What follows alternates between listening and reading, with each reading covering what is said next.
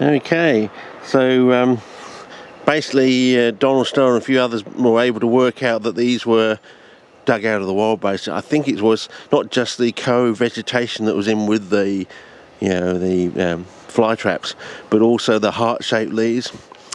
Heart-shaped leaves are produced in the wild predominantly in seasonally flooded soils, hardly ever if at all in cultivation. Anyway, today's idea is to... Okay, so if you've gone deep down the pathways on copper and nickel, you'll find there's a particular specific ratio between copper and nickel to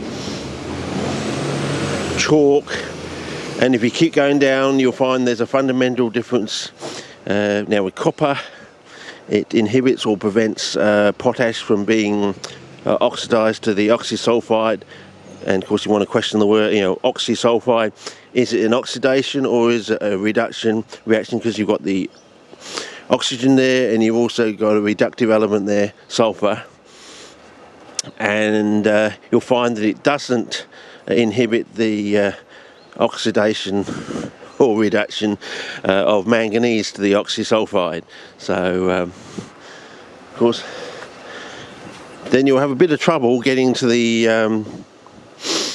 iron oxysulfide, because iron's very unstable. Of course it wants to rust, of course, so it'd be very hard, but once you work it out you can get a nice chemically stable,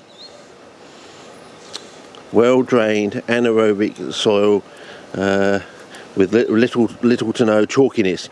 Now, do you remember the point that Colin Clayton went out to Dioneer area and he said it was all, I think he said it was either all charcoal or basically just charcoal and sand. I'm wondering if this is what was going on. It was just black soil basically. When you're first making it up, it's quite black.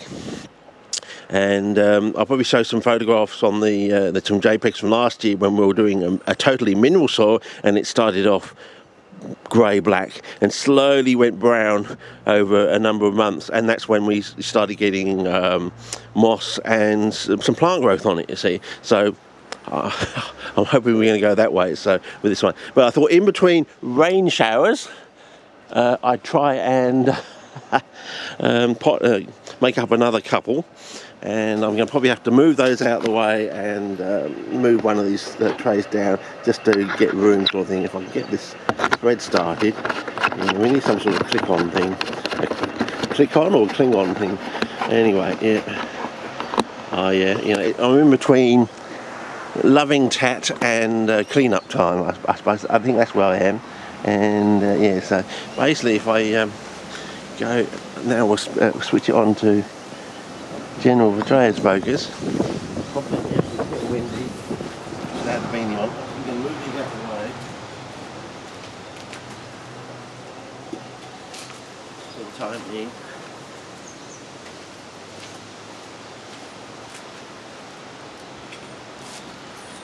And you might want to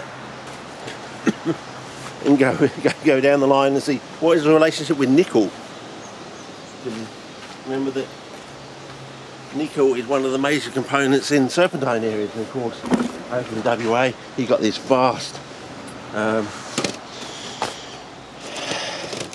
I wouldn't say it's a craton size, but it's quite large, extensive, patchy serpentine, you see. You want to look up the major elements in serpentine, you might start to get a surprise as well as a few connections, so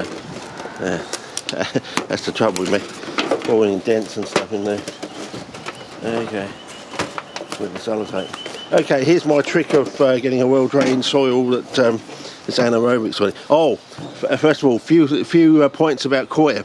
Major differences between coir and peat is coir is about 23%, let's call it a quarter, wetter than peat, straight off the bat, say things. So it's wetter than peat, so you can see how you can get closer to an anaerobic soil, you see, a well-drained anaerobic soil.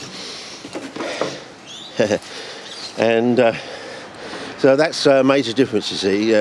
So was that the initial coir revolution back in the 80s into the 90s, I think? Is it you're actually heading towards an anaerobic soil? Was that the iron? So this is my trick with this thing. I've probably got to put it back on spot colour now. Okay, there we go. I put a hole here, roughly, and you just put it in and you can get it there. Not too big. At all the corners. Now, if you've got to bowl this, if you remember there's that old paper from 1897, I think it's like Field and Garden or something like that, or Home and Garden or something like that. I'd have to look up the name. But they talk about setting up a bowl for dyeing here. So with the bowl, you just want to put a small hole in the middle of the bowl, and basically it does the same. Because of the shape of the bowl, it's pushing down on the sides of the bowl. As you can see, so the water actually goes out the sides here. So this is how you get basically a well-drained anaerobic soil by adding some drainage on it. So anyway, we'll just do that one first. We'll turn the camera around and see if I can't really get much higher than this, fellas, unfortunately. So you just have to bear with me. I'm going to walk around the long way then.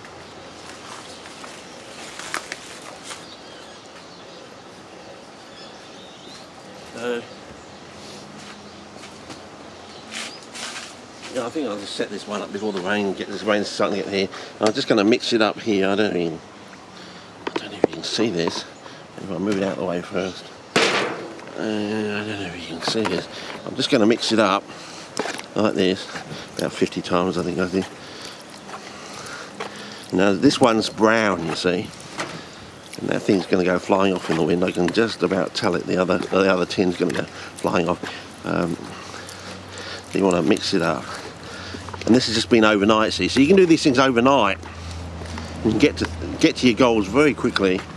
But you know, it's taken about 50 years of work just to get down here, because all the principles are just arse up with skew width, and you know, you're always wondering why it's like this all the time.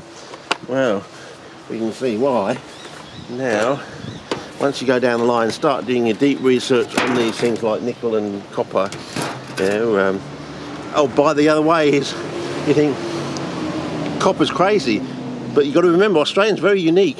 It's had the largest copper mine that's ever existed on the planet. Basically, all the Victorian copper was coming out of Australia from this big mine, and we basically exhausted it for the Victorian Revolution, basically. So it was the largest copper mine that ever existed on the planet, and it came from southern Australia, or Abbott Land as we call it now, after the King John Howard years. So you just put it in here and you let it drain, sort of thing. Notice that it's brown now, so I'm running the equation the other way with this one, and we're going to see if there's a difference between the two, and so on and so forth. And it's brown, would it stay brown, and so on and so forth. Will there be fundamental differences between the two? You probably, if you've been to your nursery and looked at, especially in down under southern Abbott Land, you notice quite a lot of the pots have this sort of black bark chip sort of soil sort of thing in them, if you call it soil. Definitely an organic medium here. Yeah, I'm just waxing lyrical, fellas. I'm just so put this in like that. As I said, we're trying to beat the wind and the rain, and that's about it. And we'll let that through, and that should drain. Now, if it's draining, it should be like, you want a drip rate of about 1 drip per second. That's our standard drip rate.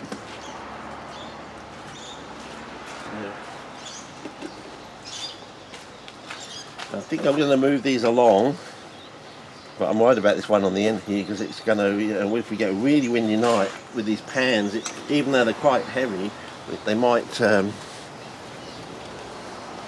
blown along. So we're just going to move this along, let that drain, and we're going to do basically do another one, and do the same thing again. Sorry about that, we still in shot. Yeah. So just for coverage, I've moved them along. Worried about that pan there, you know, with the wind, you know, it might lift up if we get really gusty wind or something. Even though it's quite heavy, you can drive great big sailing ships with wind. Yeah, well, they're discovering new things all the time, aren't they? But what about this, that you can actually go faster into the wind or something? Yeah. But have you noticed though, there's a general pattern, a trend to that? there's all this resistance, and then they spend half the time, you know, all these people who should, you know, supposed to be in the know, defending the position after it's been discovered, you know, why it's so sort of thing, when they've been so resistant for years, and the blokes had to fight against, you know, almost a solid, supposed brick wall, and then they're taking all the glory by defending the new point, or why it's this way, or something like this, you know. Nothing about the original bloke actually made the discovery, or, you know. Yeah, I think, yeah, bloody hogging the limelight when they should be actually focusing on the person who actually broke through with the change in the revolution and everything. Anyway, this one might be a little bit browner. I don't know, but we'll make it up.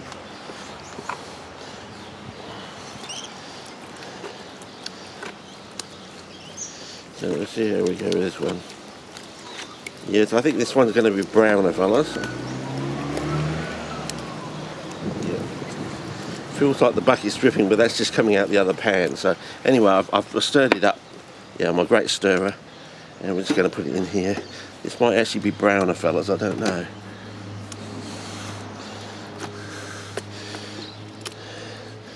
And I think I'm going to have to make another one too. I think there's, you know, one under glaze soil conditions, just to be thorough, just for myself, my own personal thing. But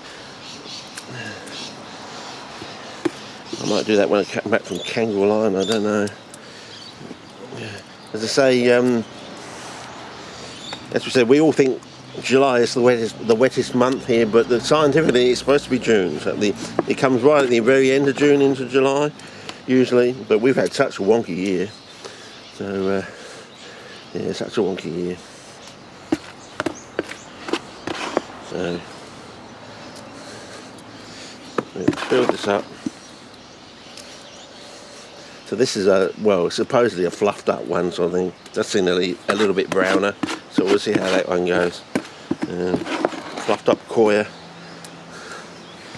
And yeah, I don't know if the camera angle's just right or not. Yeah. Yeah, but as I'm trying to do it, and there's no sun today really, so unfortunately you've got no lovely, I've got it 4 right, 3 down, rather than 5 right, 4 down it when the sun is out, and we get all that lovely colour, you know, true 1-to-1 colour and everything. So you should get true to colour, 1-to-1 colour with this, but it's not as glorious when the sun's out. Yeah. Uh-oh, here comes the rain, so I don't know. Probably going to end this shorter than I wanted to, but I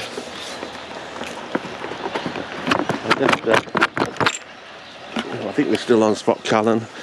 I'll just check. Yep. So we can see there we got, probably because the lights, I'll take the cover off there and go down there. And we got there, and one's over here. There's supposed to be a fluffed up one here, but you know, yeah, we're getting the rain now, so this is going to drain down, and it should be dripping. If they're not, I'm going to put my my scissors in there and poke the hole so it does drain down. Anyway, it's getting the rain now. It's time to shut off the camera and go inside and have a nice warm cup of coffee. Okay, over and out. See ya.